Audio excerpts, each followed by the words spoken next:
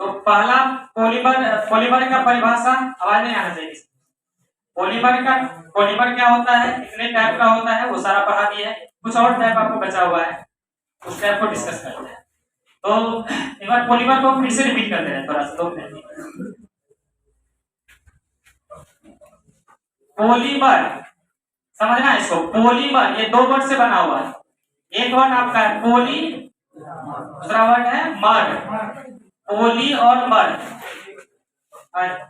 पोली, पोली का मतलब होता है मेनी, मेनी बहुत सारा। मर, मर को बोलेंगे मोनोमर। मोनोमर, मोनोमर, मेरे तरफ ध्यान देगा। पोली और मर, पोली मतलब मेनी और मर का मतलब मोनोमर। बहुत सारा मोनोमर मिलकर के पॉलीमर बनाता है। बहुत सारा मोनोमर,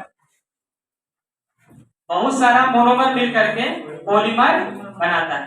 सब के लिए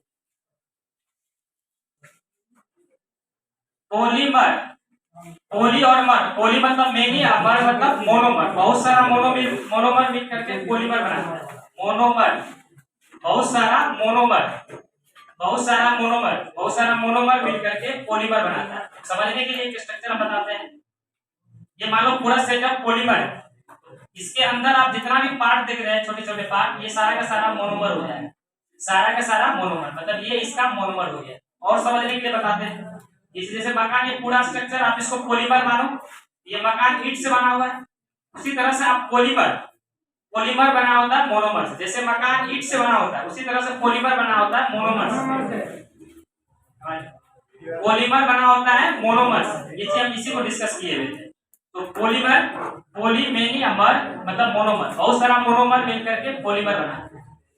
तो पॉलीमर का परिभाषा लिखा है, उसका टाइप क्या होता है और कुछ और टाइप। तो inter types of polymer on the basis of types of polymer, types of polymer on the basis of intermolecular force of attraction, intermolecular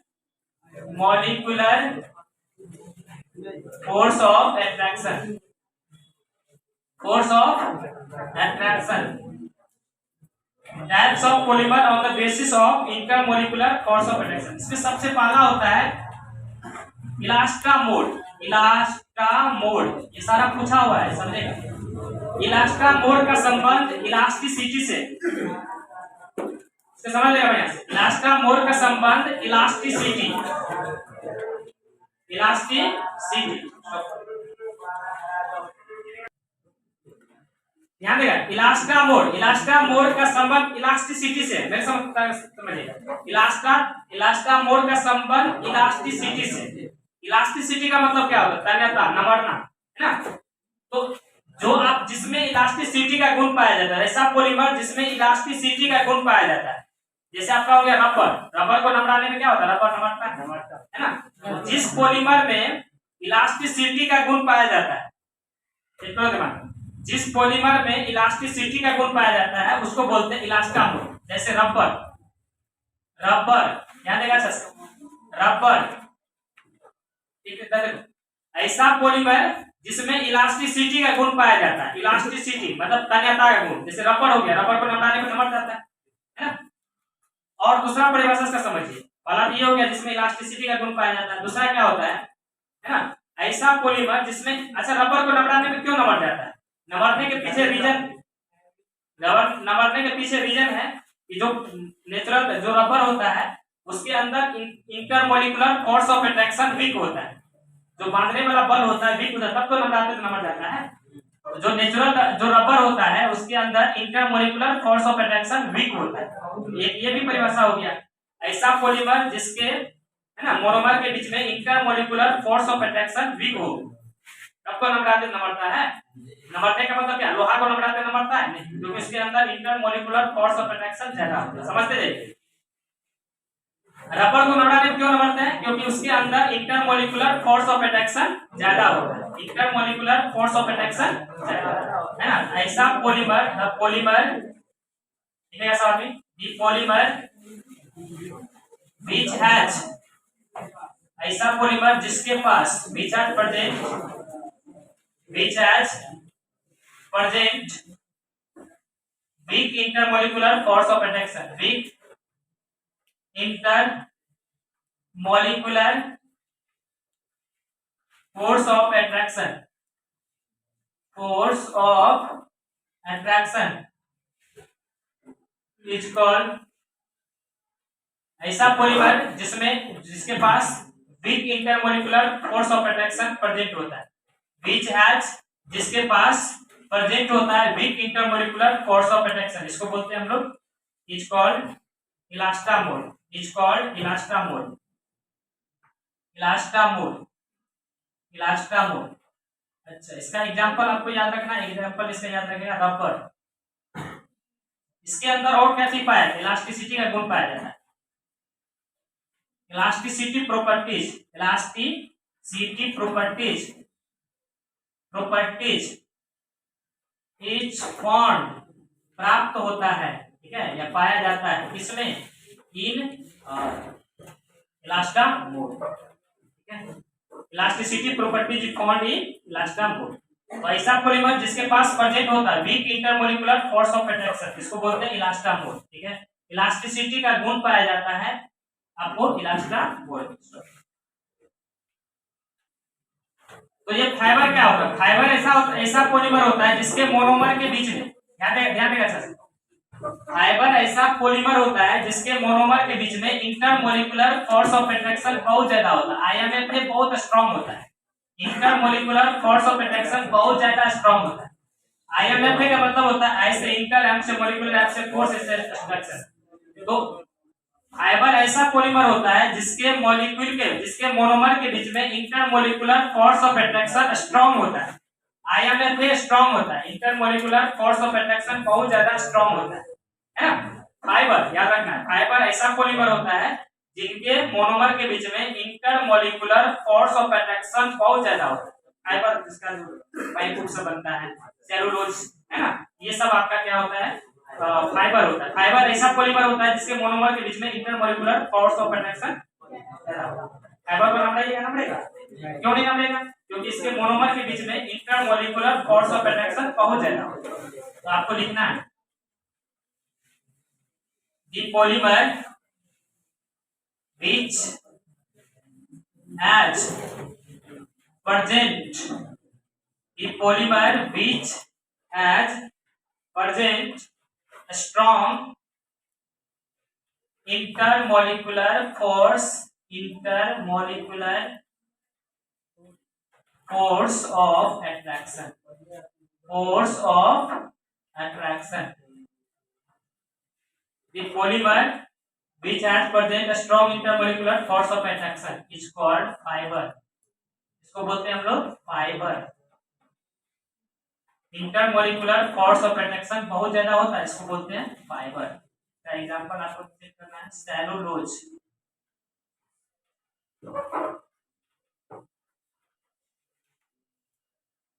अगला है आपका तीसरा होगा थर्मोप्लास्टिक।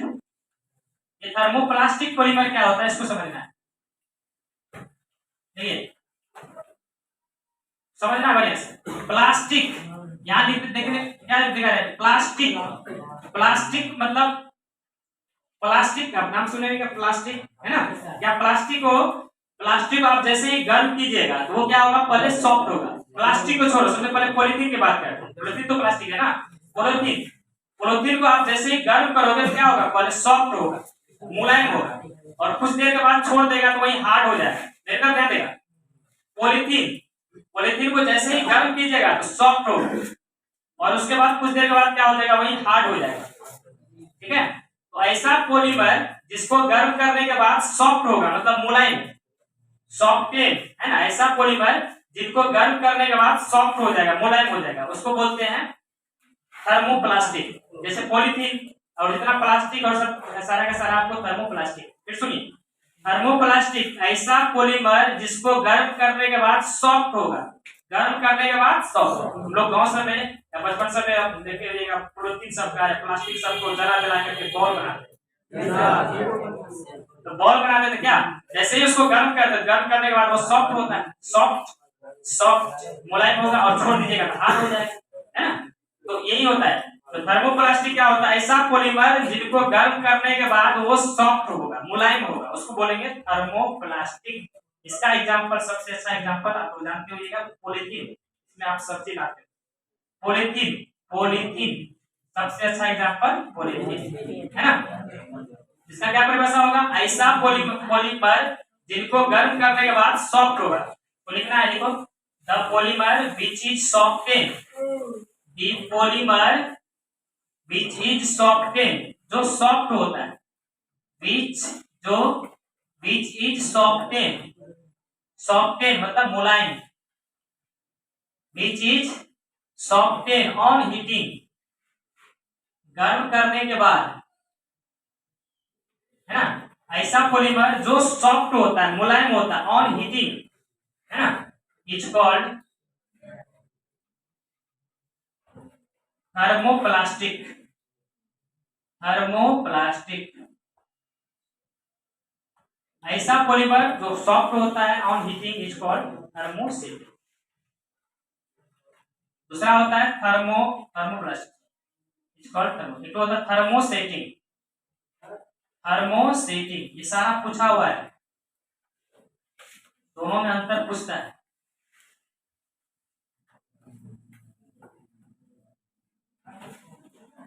दी पॉलीमर, ऐसा polymer, polymer which is, the polymer which is Harden, the polymer which is Harden, hard होता है, कठोर होता है, वो सॉफ्ट होगा, ये कठोर होगा, कठोर, Harden, Harden on heating, Harden on heating, Harden on heating, thermosetting, thermosetting. तो इसका एग्जांपल आपको याद रखना है, बेकिल है, लेकिन कई बार ऑब्जेक्टिव में पूछा हुआ है। बेकिल है क्या है? थर्मोसेटिंग है कि थर्मोप्लास्टिक, है ना, आपको याद रखना है थर्मोसेटिंग। देखो, तो थर्मोप्लास्टिक होता है ऐसा पॉलीमर जिनको गर्म करने के बाद सॉफ्ट होता है, मुलायम होता है, उसको बोलते हैं थर्मोप्लास्टिक। पॉलीथीन, है ना। थर्मोसेटिक ऐसा पॉलीमर जो हार्ड होता है ऑन हीटिंग, हीट करने के बाद, जैसे हो गया आपका, देखिए एक क्वेश्चन बार बार पूछता है, जैसे आपको डीएनए और आरएनए का अंतर बराबर पूछते रहता है, उसी तरह से थर्मोप्लास्टिक, थर्मोसेटिक में भी अंतर आपको पूछते रहता है ना। तो इसको थोड़ा सा लिख लीजिए, आप लोग क्वेश्चन दे देते हैं, क्वेश्चन बैंक से आप लिख के आएगा, ठीक है, हम लास्ट दिन आपको लिखा देंगे, ठीक है। आप कोशिश करेगा, क्वेश्चन बैंक से, एनसीईआरटी में दिया हुआ है, क्वेश्चन बैंक होगा सबके पास, उसमें अंतर होगा, क्या बार पूछा हुआ तो उसमें से लिख के आना है। देखो question, difference between, difference between DNA and RNA, difference, sorry, difference between thermoplastic and thermosetting, difference between, difference between thermoplastic and thermosetting, difference between, लिख के लाना है, difference between thermoplastic and thermosetting, क्या बार पूछा हुआ, मुझे ये रहेगा, difference between thermoplastic and thermosetting, difference between thermoplastic and thermostatic, difference between, difference between thermoplastic and thermostatic, difference between thermoplastic and thermostatic, ये लिख के लाएगा अपने से क्वेश्चन बैंक का हेल्प से। उसके बाद आपको देखना है यहाँ पर कुछ, अब आ जाते हैं पॉलीमर पर। पॉलीमर पर बहुत सारा पॉलीमर पढ़ेंगे हम लोग, यहाँ पर नेचुरल रबर पढ़ेंगे, फिर सिंथेटिक रबर पढ़ेंगे, उसके बाद देखिए लाइक सारा चीज जितना पॉलीथीन, नायलॉन 6, नायलॉन 66, ये सारा पॉलीमर है, इसको डिटेल से पढ़ेंगे हम लोग। अब हम लोग केवल पॉलीमर पढ़ेंगे, पॉलीमर का टाइप जान लिए, उसका परिभाषा जान लीजिए, जान लिए, अब उसके प्रत्येक पार्ट को पढ़ेंगे, ठीक है। चलो पहला पॉलीमर पढ़ते हैं, natural rubber, natural rubber, natural rubber. Natural rubber क्या होता है इसको जानेंगे बढ़िया से। नेचुरल रबर, नेचुरल रबर, इधर बोर्ड देखो, नेचुरल रबर क्या होता है इसको समझना है। सबसे पहले इसका जो मोनोमर होता है, नेचुरल रबर के बारे में थोड़ा सा कॉन्सेप्ट जान लेते हैं। रबर ट्री होता है, रबर का पौधा होता है, रबर जो प्राप्त होता है, रबर का ट्री होता है, रबर ट्री, जहां से रबर ट्री से दूध को निकाला जाता है, जिस दूध को लैक्टस कहते हैं, ठीक है। रबर के ट्री से जो मिल्क प्राप्त करते हैं उसको लैक्टस कहते हैं, और उस रबर, उस दूध को गर्म करने के बाद जो रबर प्राप्त होता है उसको बोलते हैं नेचुरल रबर। उसमें कोई छेड़छाड़ नहीं करेंगे, मतलब रबर ट्री से दूध निकाल के इसको गर्म करेंगे, गर्म करने के बाद जो रबर प्राप्त होगा उसको बोलेंगे नेचुरल रबर। नेचुरल रबर गर्म करने के बाद, हीट करने के बाद, गर्म करने के बाद जो रबर प्राप्त होगा उसको बोलेंगे नेचुरल रबर। और इस रबर में जो तन्यता का गुण होता है, इलास्टिसिटी, रबर का काम क्या है? इलास्टिसिटी, तन्यता का गुण होना चाहिए, उसमें तन्यता का गुण होना चाहिए। लेकिन इस टाइप का जो रबर होता है नेचुरल रबर, जब इसको नमड़ाया जाता है, थोड़ा सा ही नमड़ाने के बाद ये टूट जाता है, भंगुर टाइप का होता है। क्यों ऐसा होता है? क्योंकि इसमें इलास्टिसिटी का गुण कम पाया जाता है। तो नेचुरल रबर क्या होता है? रबर के पौधे से जो मिल्क बनता है और मिल्क प्राप्त किया जाता है, उस मिल्क से जो रबर प्राप्त होता है उस रबर को बोलते हैं नेचुरल रबर। डायरेक्ट पौधे से दूध प्राप्त करते हैं और उसके बाद जो उससे रबर मिलता है उस रबर को बोलते हैं नेचुरल, प्राकृतिक रबर। उसमें कोई छेड़छाड़ नहीं करेंगे। अभी कुछ देर बाद पढ़ेंगे वल्केनाइजेशन। वल्केनाइजेशन क्या होता है कि जो नेचुरल रबर होता है उसमें इलास्टिसिटी का गुण को बढ़ाने के लिए, तन्यता का गुण बढ़ाने के लिए उसमें बाहर से सल्फर को मिला दिया जाता है। सल्फर मिलाने के बाद उसका जो तन्यता का गुण होता है वो बढ़ जाता है, उसको बोलते हैं वल्केनाइजेबल रबर, और इसी को बोलते हैं सिंथेटिक रबर, है ना। यही सारा चीज पढ़ाएंगे। फिर समझ लीजिए, नेचुरल रबर, जो रबर का ट्री होता है उससे जो, है ना, उससे जो मिल्क प्राप्त होता है, उसके बाद उसको हीट करने के बाद जो रबर प्राप्त होता है उस रबर को बोलते हैं हम लोग नेचुरल रबर, ठीक है। तो इसको समझना है बढ़िया से। जो नेचुरल रबर होता है इसका मोनोमर, इट्स मोनोमर, इसका मोनोमर याद देना है, इसका जो मोनोमर होता है, it's monomer is isoprene, it's monomer is isoprene, इसका जो मोनोमर होता है वो आइसोप्रीन होता है। ये आइसोप्रीन क्या होता है इसको जाने। इट्स मोनोमर इज आइसोप्रीन, ये आइसोप्रीन आपको क्या होता है समझिएगा। आइसोप्रीन, आइसोप्रीन होता है 2 मिथाइल 1,3 ब्यूटाडाइन, 2 मिथाइल 1,3 ब्यूटाडाइन, समझेगा सर, 2 मिथाइल 1,3 ब्यूटाडाइन। फिर समझिए, नेचुरल रबर बना होता है आइसोप्रीन से, नेचुरल रबर आइसोप्रीन से बनता है ना। आइसोप्रीन किसको बोलते हैं? 2 मिथाइल 1,3 ब्यूटाडाइन, 2 मिथाइल 1,3 ब्यूटाडाइन। ये 1,3 ब्यूटाडाइन 2 मिथाइल क्या होता है इसको समझना है बढ़िया से। CH2 double bond CH, CH2 double bond, यहाँ पर CH3 लगा दो, CH डबल बॉन्ड CH2, यही आपका है 2 मिथाइल 1,3 ब्यूटाडाइन, 2 मिथाइल 1,3 ब्यूटाडाइन। इसका नाम आप एक नाम लिखिएगा, यही नाम हो जाएगा 2 मिथाइल 1,3 ब्यूटाडाइन, और इसी का कॉमन नाम है आपका आइसोप्रीन। और इसका एंड पार्ट, क्योंकि जब मोनोमर पॉलीमर बनेगा तो मोनोमर एक ही मोनोमर से तो काम नहीं चलेगा, बहुत सारा मोनोमर होगा, तो यहाँ पीछे में लगाएंगे एंड, मतलब ये एंड पार्ट होगा, और इसके बीच में पॉलीमराइजेशन होगा, पॉलीमराइजेशन, पॉलीमराइजेशन, और इनके पॉलीमराइजेशन होने के बाद जो रबर बनेगा उस रबर को बोलेंगे हम लोग नेचुरल रबर, प्राकृतिक रबर। प्राकृतिक रबर ऐसे ही बनता है। फिर समझिएगा बढ़िया से, नेचुरल रबर, इसका मोनोमर होता है आइसोप्रीन, इसका मोनोमर आइसोप्रीन, आइसोप्रीन का फॉर्मूला होता है 2 मिथाइल 1,3 ब्यूटाडाइन। आपका ये हो गया 2 मिथाइल 1,3 ब्यूटाडाइन, और इनका एंड पार्ट लेंगे, क्योंकि मोनोमर पॉलीमर बनने के लिए बहुत सारा मोनोमर होना चाहिए, एंड पार्ट लेंगे, और जब इसके बीच में पॉलीमराइजेशन होगा तब जाके नेचुरल रबर होगा। एक चीज और आपको ध्यान देना है, जब टाइप पढ़ाए थे तो बताए थे 2 तरह का पॉलीमर, एक होमो को, होमो मतलब एक ही प्रकार का जिसमें मोनोमर होगा उसको बोलेंगे होमो, और जिसमें अलग अलग प्रकार का मोनोमर होगा उसको बोलेंगे को। तो आप इसमें देखो एक ही प्रकार का मोनोमर आइसोप्रीन, ये होगा होमो या एडिशन, दोनों कर सकते हैं, होमो पॉलीमर भी होगा, एडिशन भी होगा। इसको याद रखना, it is a homo polymer, it is a homo polymer, homo polymer. Homo मतलब बताया तो जो ऐसा पॉलीमर एक ही प्रकार का मोनोमर से बनेगा, ऐसा पॉलीमर जो एक ही प्रकार के मोनोमर से बनेगा उसको होमो पॉलीमर। फिर से एक बार रिपीट करते हैं, नेचुरल रबर, नेचुरल रबर क्या होता है? जो दूध रबर की ट्री से बनता है उसको डायरेक्ट हीट करने के बाद जो रबर बनता है उसको नेचुरल रबर। और नेचुरल रबर जो बनता है वो किससे बनता है? आइसोप्रीन से बनता है, इसका मोनोमर होता है नहीं। आइसोप्रीन का फॉर्मूला 2 मिथाइल 1,3 ब्यूटाडाइन, और एन आइसोप्रीन के बीच में जब पॉलीमराइजेशन होगा नेचुरल रबर होगा। आपको बताया था पॉलीमर 2 टाइप का, होमो को पॉलीमर, ऐसा पॉलीमर जो एक ही प्रकार का मोनोमर से बनता है उसको बोलते हैं homo polymer.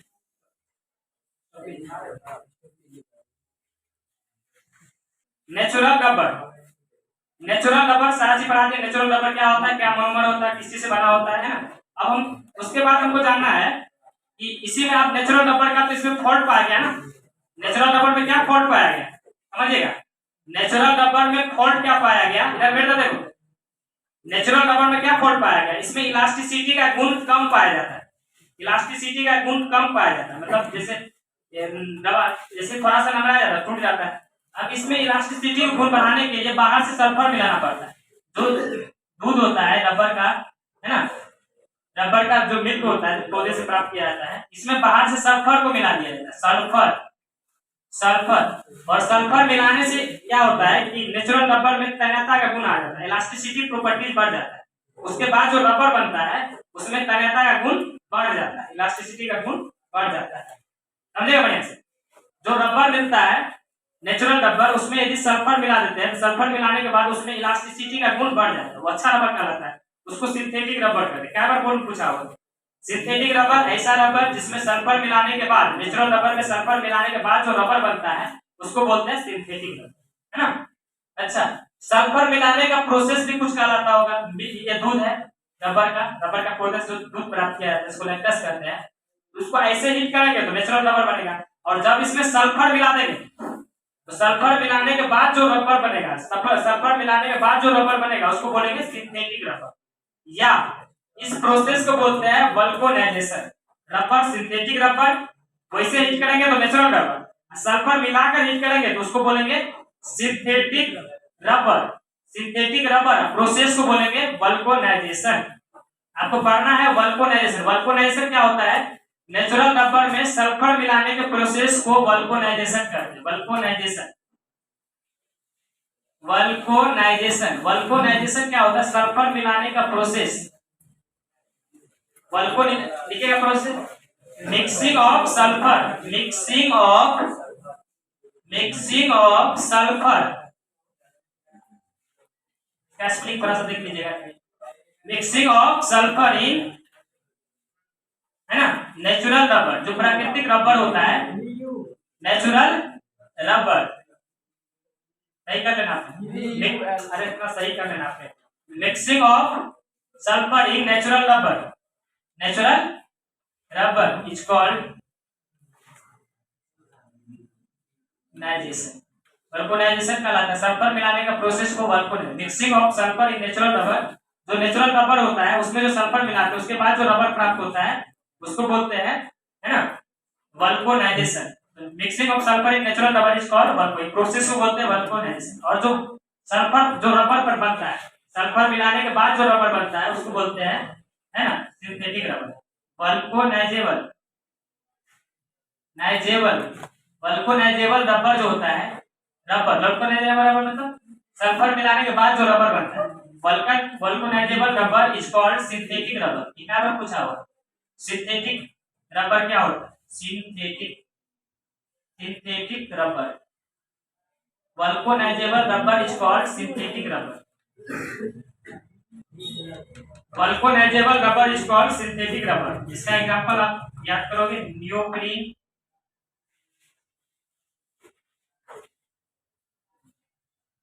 Buena S, buna N, ये सब आपका सिंथेटिक रबर है। इसको याद कर लेगा उससे, ये वाला फिर से क्या बार पूछता है एग्जांपल में ऑब्जेक्टिव पूछेगा कौन सिंथेटिक रबर। सिंथेटिक रबर क्या होता है, वल्कोनाइजेबल रबर, सल्फर मिलाने के बाद जो रबर बनता है उसको बोलते हैं वल्कोनाइजेबल रबर। सल्फर मिलाने के बाद जो रबर बनता है उसको बोलते हैं वल्कोनाइजेबल रबर, सल्फर मिलाने के बाद। और वल्कोनाइजेशन क्या होता है, सल्फर मिलाने का प्रोसेस को, सल्फर मिलाने के प्रोसेस को वल्कोनाइजेशन कहते हैं। इसका एग्जांपल याद रखना है, न्यूप्रीन, ब्यूना एस, ब्यूना एन, ठीक है। तो सारा चीज समझ में आ गया, एक बार रिपीट कर देते हैं शुरू से। इलास्टामोर क्या होता है, इलास्टामोर, इलास्टामोर होता है कि जिसका intermolecular force of reduction weak होता है, फाइबर जिसमें इंटरमोलिकुलर फोर्स ऑफ रिडक्शन ज्यादा होता है। थर्मोस्टेटिक गर्म करने, थर्मोप्लास्टिक गर्म करने के बाद मुलायम होगा, थर्मोस्टेटिक गर्म करने के बाद हार्ड होगा। उसके बाद आपको बताएं नेचुरल रबर, नेचुरल रबर बनता है आइसोप्रीन से, आइसोप्रीन का फार्मूला 2 मिथाइल 1,3 ब्यूटाडाइन। उसके बाद पढ़े हम लोग वल्कोनाइजेशन। वल्कोनाइजेशन क्या होता है, जो नेचुरल रबर होता है उसमें इलास्टिसिटी का गुण कम पाया जाता है, तो इलास्टिसिटी गुण बढ़ाने के लिए बाहर से सल्फर मिलाया जाता है। सल्फर मिलाने का प्रोसेस को बोलते हैं वल्कोनाइजेशन। और वल्कोनाइजेशन, जो वल्कोनाइजेबल रबर होता है उसको बोलते हैं सिंथेटिक रबर। इसका example neoprene, buna S, Buena